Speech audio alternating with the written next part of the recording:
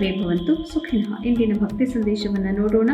ಇಹ ಇವ ತಯಚಿತ ಸರ್ಗೋ ಯೇಷಾಂ ಸಾಮ್ಯೇ ಸ್ಥಿತಂ ಮನಃ ನಿರ್ದೋಷಂ ಹಿ ಸಮಂ ಬ್ರಹ್ಮ ತಸ್ಮಾತ್ ಬ್ರಹ್ಮಣಿ ತೇ ಸ್ಥಿತಾಃ.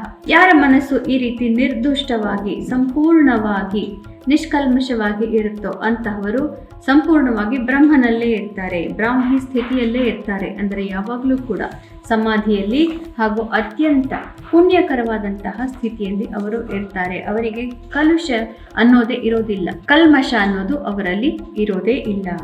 ಇಂದು ಶ್ರೀ ವಿಶ್ವಾವಸು ನಾಮ ಸಂವತ್ಸರಿ ಉತ್ತರಾಯಣೆ ಶಿಶಿರ ಋತು ಮಾಘ ಮಾಸೆ ಕೃಷ್ಣ ಪಕ್ಷೆ. ಇಂದು 16ನೇ ತಾರೀಕು ಸೋಮವಾರ, ಚತುರ್ದಶಿ ತಿಥಿ ಹಾಗೂ ಇಂದು ಶ್ರವಣ ನಕ್ಷತ್ರ. ಇಂದಿನ ಭವಿಷ್ಯವನ್ನು ನೋಡೋಣ. ಶ್ರವಣ ನಕ್ಷತ್ರದ ಅಧಿಪತಿ ಚಂದ್ರ. ಆದ್ದರಿಂದ ಇವತ್ತು ಎಲ್ಲರಿಗೂ ಕೂಡ ಸ್ವಲ್ಪ ಭಾವುಕತೆ ಹೆಚ್ಚಾಗಿಯೇ ಇರುತ್ತೆ.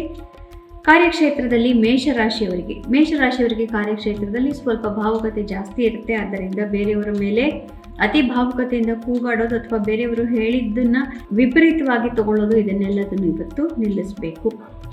ವೃಷಭ ರಾಶಿಯವರಿಗೆ ಭಾಗ್ಯೋದಯವಾಗುತ್ತೆ, ಮನಸ್ಸಿಗೆ ನೆಮ್ಮದಿ, ಹಿರಿಯರಿಂದ ಆಶೀರ್ವಾದ ಕೂಡ ಇವತ್ತು ನಿಮಗೆ ಪ್ರಾಪ್ತಿಯಾಗೋದಿದೆ. ಮಿಥುನ ರಾಶಿಯವರಿಗೆ ಸ್ವಲ್ಪ ಮನಸ್ಸಿನ ಕ್ಲೇಶಗಳು ಇವತ್ತು ಹೆಚ್ಚಾದಂತೆ ತೋರುತ್ತೆ. ಧ್ಯಾನಾದಿಗಳಿಂದ ಇವತ್ತನ್ನು ಕಳೆದು ಬಿಡಿ, ನಾಳೆ ಎಲ್ಲವೂ ಸರಿ ಹೋಗುತ್ತೆ.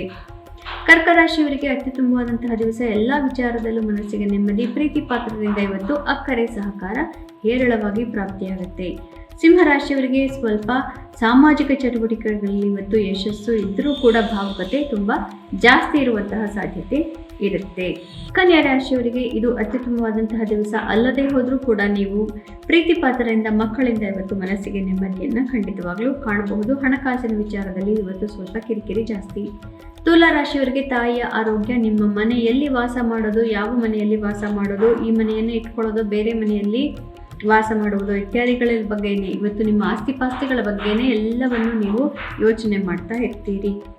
ವೃಶ್ಚಿಕ ರಾಶಿಯವರಿಗೆ ಉತ್ತಮವಾದಂತಹ ದಿವಸ. ಯಾರ್ಯಾರು ಮಾಧ್ಯಮದಲ್ಲಿದ್ದೀರಿ ನಿಮಗೆಲ್ಲರಿಗೂ ಅತ್ಯುತ್ತಮವಾದಂತಹ ದಿವಸ ಇಂದು ಪ್ರಾಪ್ತಿಯಾಗಿದೆ. ಧನು ರಾಶಿಯವರಿಗೆ ಸಂಸಾರದ ತಾಪತ್ರಯಗಳು, ಮನೆಯ ತೊಂದರೆಗಳು, ಮನೆಯವರ ಒಂದು ಮನಸ್ಥಿತಿ, ಇವುಗಳ ಬಗ್ಗೆ ಹೆಚ್ಚಿನ ಗಮನವನ್ನು ಕೊಡಬೇಕಾಗತ್ತೆ.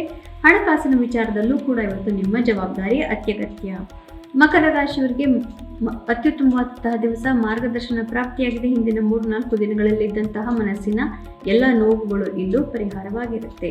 ಕುಂಭರಾಶಿಯವರಿಗೆ ಸ್ವಲ್ಪ ಕ್ಲಿಷ್ಟಕರವಾದಂತಹ ದಿವಸ. ಮುಖ್ಯವಾದಂತಹ ನಿರ್ಧಾರಗಳು ಬೇಡ ಇವತ್ತು, 2 ದಿನ ಕಾಯೋದು ಒಳ್ಳೆಯದು. ಮೀನರಾಶಿಯವರಿಗೆ ಅತ್ಯುತ್ತಮವಾದಂತಹ ದಿವಸ. ಇಷ್ಟಾರ್ಥ ಸಿದ್ಧಿ, ಮಿತ್ರರಿಂದ ಮನಸ್ಸಿಗೆ ನೆಮ್ಮದಿ ಪ್ರಾಪ್ತಿ.